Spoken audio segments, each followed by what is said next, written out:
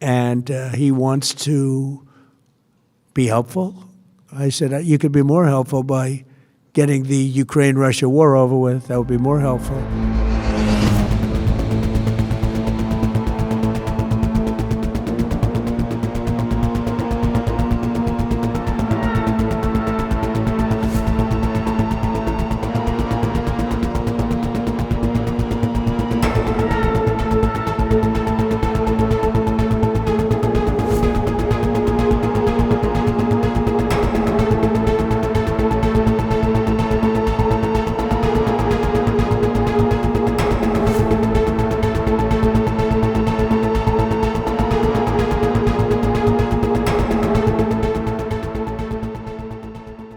So we're winning very decisively. We're way ahead of schedule.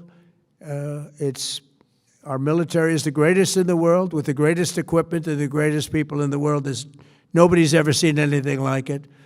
Iran's a very powerful country. They were going to take over the Middle East. If we did not hit them, they were going to take over the Middle East. They had thousands and thousands since their last hit. They had thousands and thousands of missiles and everything else. Most are now destroyed. But they were going to take over the Middle East. Those weapons were aimed at Middle Eastern countries that had nothing to do with this. They were going to take over the Middle East, and they were going to try and destroy Israel. So we stopped it with good timing, and we're very proud to be involved in this, and it's going to be ended soon. And if it starts up again, they'll be hit even harder. Thank you very much for being here. Go ahead. Any questions? Thank you so much. Go ahead. Do you approve of Iran's new supreme leader? And secondly, can you tell us more about your call with Russian President Vladimir Putin today? Yes. What did you discuss? Yes, I had a very good call with President Putin. We had a lot of people on the line from our side, from his side. We were talking about Ukraine, which is just a never-ending fight. And look, there's tremendous hatred between President Putin and President Zelensky. They can't seem to get it together. But I think it was a positive call on that subject. And we obviously talked then about the Middle East. And he wants to be helpful. I said, you could be more helpful by getting the Ukraine-Russia war over with. That would be more helpful. But we had a very good talk, and he wants to be very constructive. Yeah, please. Yeah, please. Thank you, Mr. President. On Iran, you called it an excursion. You said it would be over soon. Are you thinking this week it will be over? No, Are you talking but soon. about days? I think soon. Okay, and with respect Very to... soon. Look, everything they have is gone, including their leadership. In fact, there are two levels of leadership, and even actually, as it turns out, more than that. But two levels of leadership are gone. Most people have never even heard about the leaders that they're talking about. So it's obviously been very, very powerful, very effective. With respect to Cuba, you said that Cuba wants to make a deal. Yes. What would the United States get in return for that, and why should Americans trust Marco Rubio to negotiate it? Well, Marco Rubio is doing a great job. I think he's going to go down as the greatest Secretary of State in history. Look at what we've done as a presidency. Look at what we've done as an administration. They trust Marco, and so do the American people trust. He's been successful no matter where he's been. He also speaks the language, which is always nice and always helpful. But he's dealing, and it may be a friendly takeover. It may not be a friendly takeover. It wouldn't matter, because they're down to, as they say, fumes. They have no energy. They have no money. They're in deep trouble on a humanitarian basis. And we don't want to see that, but they were very, very bad to a lot of people, as you know, and a lot of people living the Cuban-American vote, which I got at record levels. Very important. Those people are very important to me. I know what they went through. They went through hell. Some of them have gone on to be some of the most successful people in the country. Cuban-American business people, some of them are like the most successful in the country. And a lot of them are friends of mine, because I've been fighting this battle with them for a long time. The Castro regime was brutal, but they lived off Venezuela. Now they don't live off Venezuela. Sends them no energy, no fuel, no oil, no money, no nothing. They lived without Venezuela, they couldn't have made it, and we cut them off from everything else. So, yeah, they're going to make either a deal or we'll do it just as easy anyway. Yeah. Please, go ahead.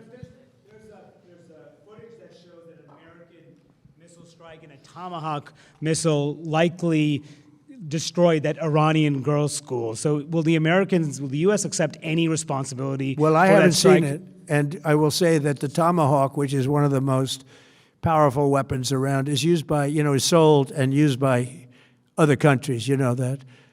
And whether it's Iran, who also has some Tomahawks, I wish they had more, but whether it's Iran or somebody else, the fact that a Tomahawk is very generic, it's sold to other countries, but that's being investigated right now. Yeah, please. Thank you. Mr. President, you've said the war is, quote, very complete, but your defense secretary says this is just the beginning. So which is it, and how long should Americans be prepared Well, I think for you could this war say to it last both. for? It's the beginning of building a new country, but they have no Navy, they have no Air Force, they have no anti-aircraft equipment. It's all been blown up. They have no radar, they have no telecommunications, and they have no leadership. It's all gone. So, you could look at that statement. We could call it a tremendous success right now as we leave here. I could call it, or we could go further, and we're going to go further. But the big risk on that war has been over for 3 days. We wiped them out in the first 2 days. When you think about it, it's incredible. We wiped out a big Navy, very powerful Navy. These were ships, these were serious ships. These were ships that you buy when you want to win battles. They're all on the bottom floor. The sailors are all running off the ships. They refuse to get on the ships. The Air Force is gone. Everything's gone. The missiles are down to a trickle. The drones are down to probably 25%, and they'll soon be down to nothing. We'll have where they manufactured the drones are under fire. As we speak, they're being hit. So the rest is going to be determination as to my attitude, along with the people in the Trump administration, what we want to do. Thank you. Yeah, please. Can I ask you, you mentioned you were going to waive certain additional oil waivers or sanctions. Can you talk a little bit more about that and address in particular? Well, are we're you looking to considering keep the measures oil like- prices down. We went artificially up because of this excursion into a very positive thing. I mean, this was an excursion that a lot of people wouldn't have done. I knew oil prices would go up if I did this, and they've gone up probably less than I thought they'd go up.